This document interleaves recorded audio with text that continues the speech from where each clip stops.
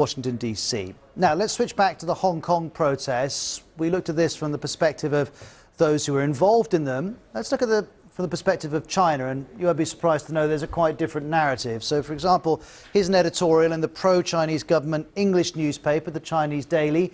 It defends the extradition bill in Hong Kong, says it's a reason for celebration, and it says activists have been misled and others are just trying to promote their political agenda. Go onto social media. Frankly, you'll struggle to find any mentions of the protest. This is Weibo, the big social media site in China. It's regularly censored by the authorities.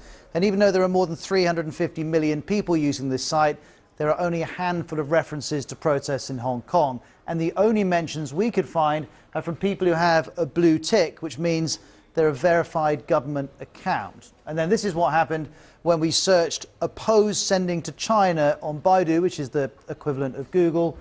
As you can see, only one result. Let's speak to outside source regular Kerry Allen from BBC Monitoring, an expert in Chinese media. Good to have you on the programme, Kerry. I'm guessing you're not surprised by any of that.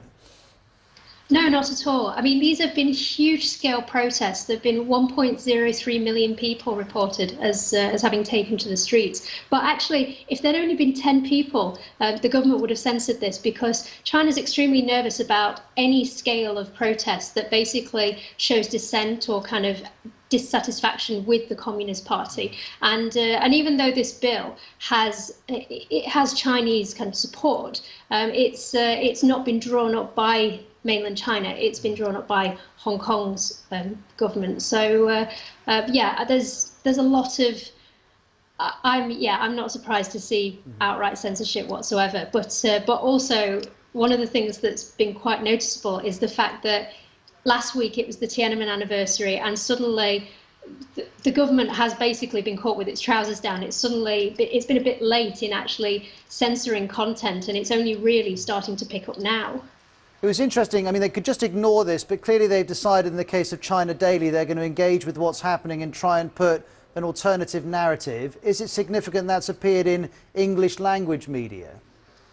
Absolutely it is, yes. You won't see any mention in Chinese language media whatsoever about any protests. I mean, Hong Kong papers that are pro-Beijing government, these have been reported on Sina Weibo, so people have been seeing reports from them, but they don't mention any sort of protest. What they only mention are the bill and support for the bill. So they basically toe the line with the government and say that this bill has a lot of support, and say that people shouldn't feel unsettled about it. It's a bill that is beneficial for the people.